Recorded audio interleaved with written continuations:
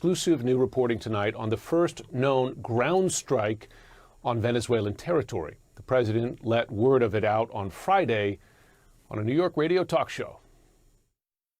And we just found out, I don't know if you read or you saw, they have a big plant or a big facility where they send where the ships come from. 2 nights ago, we knocked that out. So we hit them very hard. Well, the president elaborated on that today, and tonight we have some exclusive new details which he left out. CNN national security correspondent Natasha Bertrand joins us now by phone. Natasha, tell us what we're learning about this operation. Well, Jim, this is actually an operation that was carried out, we're told by sources, by the CIA, and it was done via a drone strike earlier this month on a port facility on the coast of Venezuela. Now, as you said, this would mark the first known U.S. attack on a target inside that country, so it is definitely a significant escalation that the president, has been alluding to over the last several days, but has refused to elaborate on and refused to say who actually carried out the strike. Well, now we're learning that this drone strike by the CIA, which we're told was supported by intel support by special operations forces, targeted a remote dock on the Venezuelan coast that the U.S. government believed was being used by that Venezuelan gang Tren de Aragua, which the U.S. government has designated as a foreign terrorist organization, to store drugs and move them onto boats for onward shipping. So that's consistent with what the president had said. Now, we're told that no one was actually present at that Venezuelan facility at the time it was struck, so there were no casualties. But one of our sources did say the strike was successful in that it destroyed the facility and its boats, Jim. It's notable that, at least to date, we haven't seen public comment on or reaction to this from the Venezuelan government. Do we know if there was reaction to the strike on the ground there? It's so interesting because this, according to our sources, took place not last week, but actually the week prior to that. So this has been, known inside the U.S. government amongst a very small circle of people for the better part of 10 days now. And it appears to, throughout that time, not have attracted any attention inside Venezuela itself, or at least not that Venezuelan President Nicolas Maduro has led on. So while this was a very significant, I think, escalation by the U.S. to actually do this first strike on land, our sources also emphasize that, this was a very symbolic strike as well, because it is just one of many port facilities that is used by those drug traffickers who are leaving Venezuela and carrying drugs onward to other countries. Finally, has the White House reacted to our reporting tonight? The CIA declined to comment. The White House has not responded, and neither has U.S. Special Operations Command. But of course, we'll keep asking. On December 27th, 2025, Donald Trump announced on WABC radio that the United States military struck a big facility in Venezuela. They have a big plant or a big facility where the ships come from, Trump said. 2 nights ago, we knocked that out. 2 days later, at Mar-a-Lago, he elaborated. There was a major explosion in the dock area where they load the boats up with drugs. That is no longer around. When reporters asked whether the military or the CIA conducted the strike, Trump refused to answer. It doesn't matter, he said. Here's the problem. The Pentagon won't confirm it happened. The White House won't respond to requests for comment. No official announcement was made through normal channels. One anonymous U.S. official told The Intercept that Trump's announcement was misleading. CNN later reported, citing its own sources, that the CIA conducted a drone strike on a remote dock on the Venezuelan coast earlier in December. No casualties. First known U.S. land attack inside Venezuela. But still, no official confirmation from the administration. No press release, no defense secretary announcement, even though Pete Hegseth has announced every previous boat strike on social media. So we have a president of the United States publicly claiming military action that the military won't confirm. That's not just unusual. That's a constitutional crisis about who controls U.S. armed forces. And it's the logical endpoint of a military campaign that started illegal in September and has been escalating systematically ever since. Let's decode what's happening, why the information vacuum is deliberate strategy, and what it means when drug war becomes authorization for war anywhere, against anyone, forever. The Venezuela facility claim didn't happen in isolation. It's part of a broader military campaign Trump has been conducting in the Caribbean since September. Here are the numbers as of late December 2025. 29 known strikes on vessels, 105 plus people killed, 30 vessels destroyed, strikes conducted in the Caribbean Sea and Eastern Pacific Ocean. Nationalities killed include Venezuelan, Colombian, Ecuadorian, and others. And here's what the administration has never provided: physical evidence that any of the boats contain drugs, identity verification of those killed, proof of cartel affiliation, any evidence whatsoever beyond Trump's word that these people were drug traffickers. The first strike happened September 2nd. Trump called the 11 people killed Tren de Aragon narco-terrorists. He posted video of the strike on Truth Social. But that September 2nd operation included something that legal experts call a war crime, a double strike. The U.S. conducted an initial attack on the boat. Then, after the boat capsized, they fired again, killing 2 survivors, clinging to the wreckage. International law is clear. Attacking shipwrecked, unarmed persons is illegal. The U.S. military's own manual says it's illegal to fire on shipwrecks, but they did it anyway. And according to Representative Adam Smith, the order was explicit: destroy the drugs, kill the 11 people.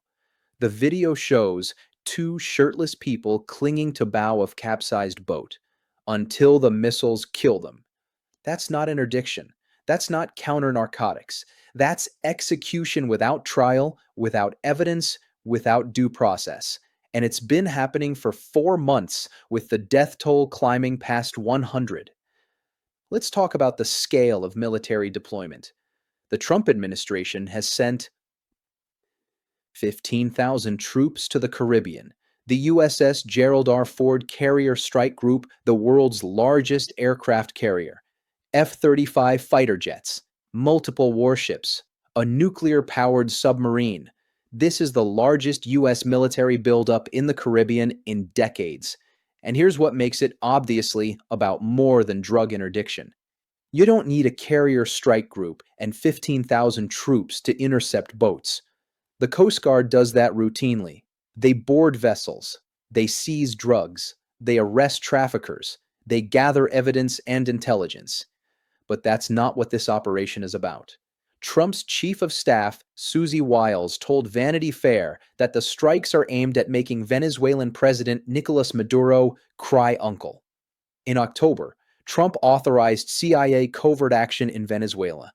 On December 29th, after announcing the facility strike, Trump said Maduro's days are numbered. This isn't about drugs. This is about regime change. And Venezuela, which has the world's largest oil reserves, is the real target. The boat strikes, the military buildup, the land strike inside Venezuela, they're all building towards something bigger. Now, let's talk about the law, because what Trump is doing is flatly illegal under both U.S. and international law. The War Powers Resolution requires that when a president introduces U.S. forces into hostilities, Congress must authorize the action within 60 days or the president must withdraw. Trump reported the first strike to Congress on September 4th. That started the 60-day clock. The deadline was November 3rd, 2025. It passed. Congress never authorized the strikes, and Trump kept conducting them anyway. As of late December, Trump has conducted at least 29 strikes, killing 105 plus people, all without congressional authorization, all in violation of the War Powers Resolution. The administration's legal justification, it's classified. They refuse to declassify it despite multiple congressional requests. But we know what they're claiming because they've told Congress in classified briefings. They say the U.S. is in a non-international armed conflict with drug cartels, and they claim the strikes don't constitute hostilities under the War Powers Resolution because U.S. personnel aren't in harm's way. They're using standoff weapons like drones and missiles. Let me translate that. 105 people are dead, but it's not hostilities because the people doing the killing are safe. That's the logic. And if you accept it, the war powers resolution is dead because every future president can conduct unlimited drone warfare and claim it's not hostilities. Now, let's get to the core problem with the Venezuela facility claim. A president announces military action. The military won't confirm it. The White House won't comment. No official statement is released through normal channels. That breaks the chain of command. In a functioning system, the president, as commander-in-chief, orders military action. The Defense Department confirms it publicly. There's accountability, transparency, and a clear line of authority. But when Trump announces strikes and the Pentagon stays silent, we're in constitutional chaos. Who actually controls U.S. armed forces? If the military won't confirm operations the president claims happened, are they happening? If they are happening, why won't the military confirm them? If they're not happening, why is the president lying about military action? Every answer is bad. Either Trump is lying, fabricating military operations for political purposes, which is disqualifying, or the operations happened and the Pentagon is refusing to acknowledge them, which means the chain of command is broken. Or the operations were conducted by the CIA without Pentagon involvement, which means Trump is running a secret war outside military channels and normal accountability. Trump's response to questions about who conducted the strike, it doesn't matter. But it does matter. It matters constitutionally. It matters for accountability. It matters for whether anyone is actually in control. And Trump's refusal to answer, his open contempt for the question, reveals everything about his approach to power. He claims authority, announces actions, and dares anyone to stop him. Constitutional process is irrelevant. Accountability is irrelevant. Evidence is irrelevant. It doesn't matter is authoritarianism in 3 words. Let's talk about the rhetoric that's enabling this.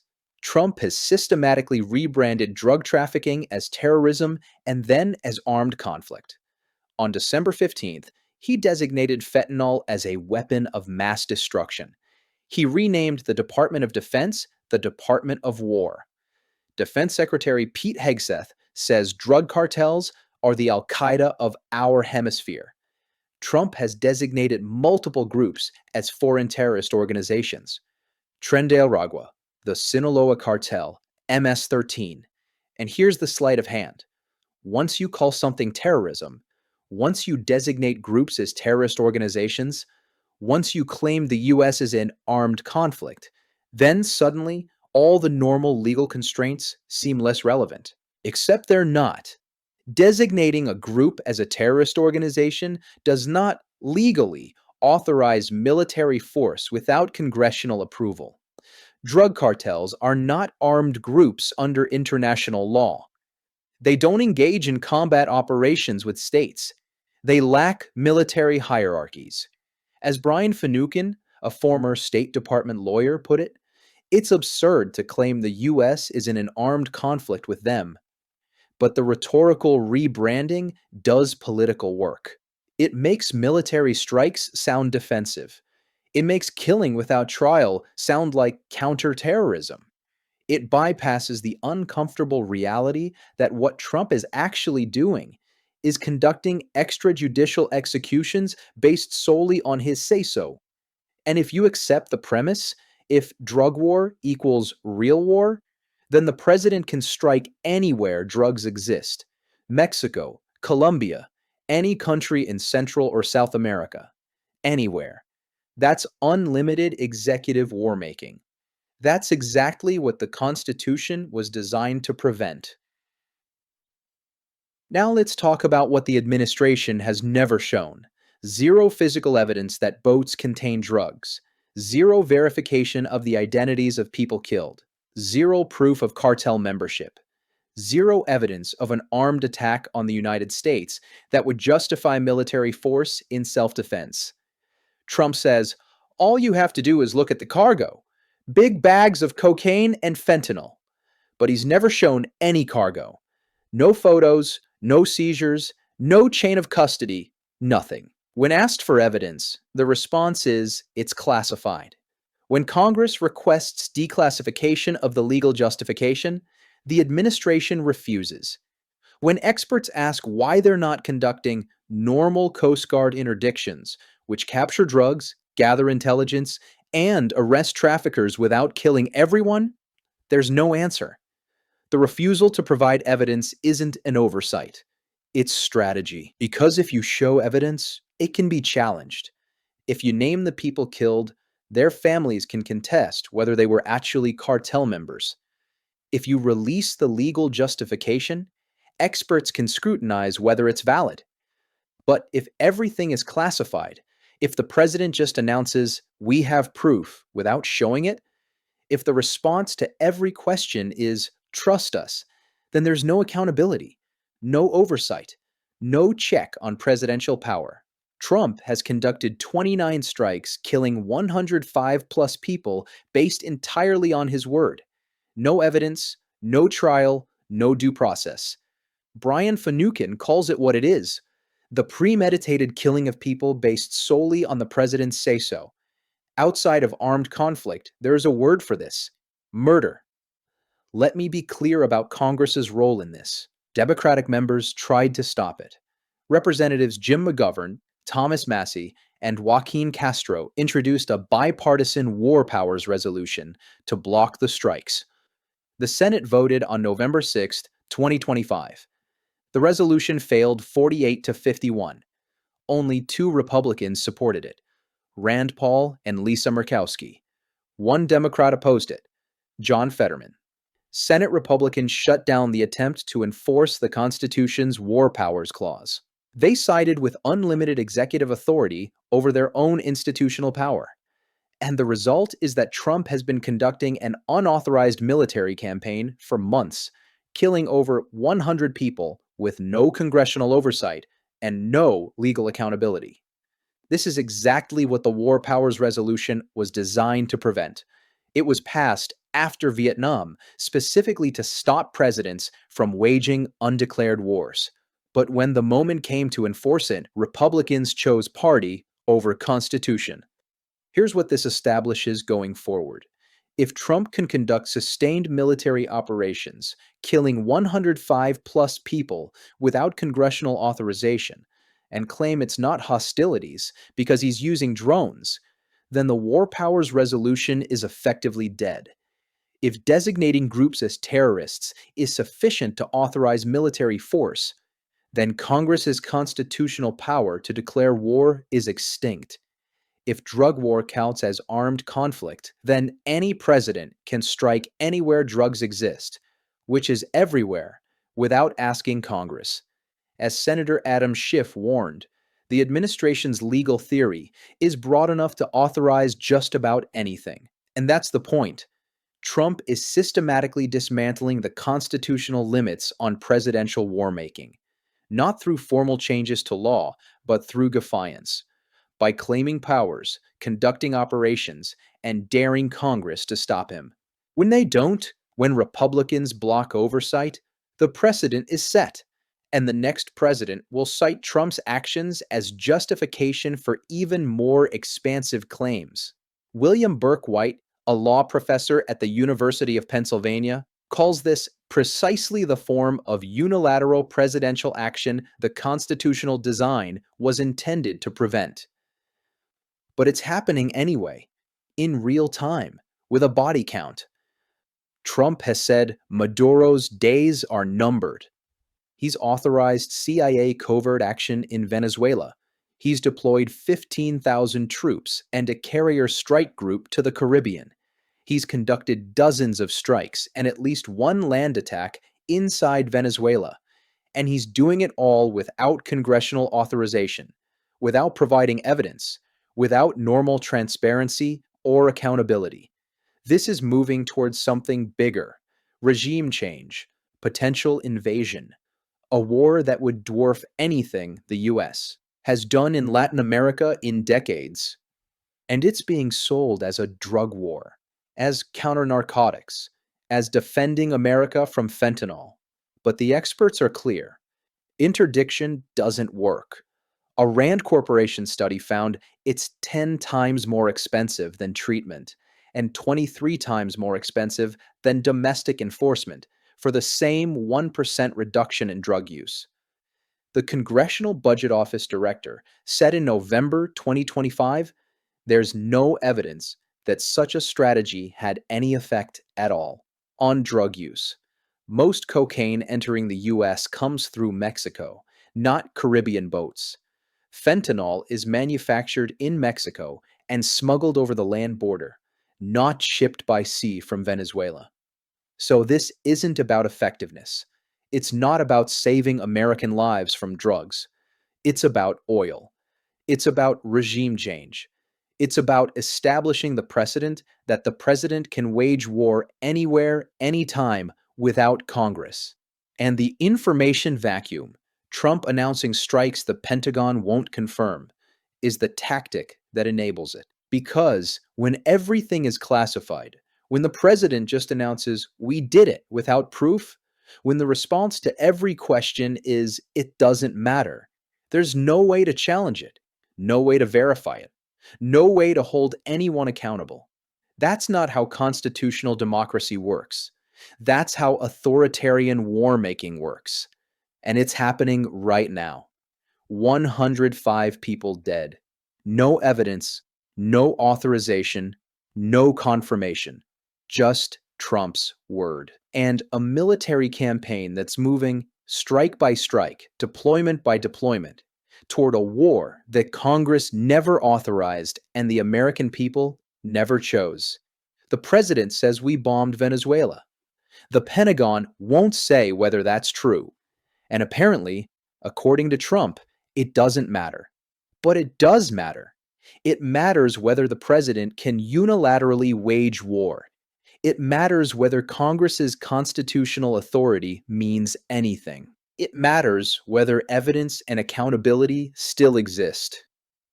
And it matters whether we're going to let drug war become the authorization for war anywhere, against anyone, forever, because that's the precedent being set right now, in real time, with Trump announcing military action that no one will confirm. Thanks for spending a few minutes digging into this with me. If you want more grounded, progressive commentary without the outrage bait, subscribe and stick around. Every time you watch, share, and engage, it helps build a community that believes democracy is worth understanding and defending. I'll see you in the next video.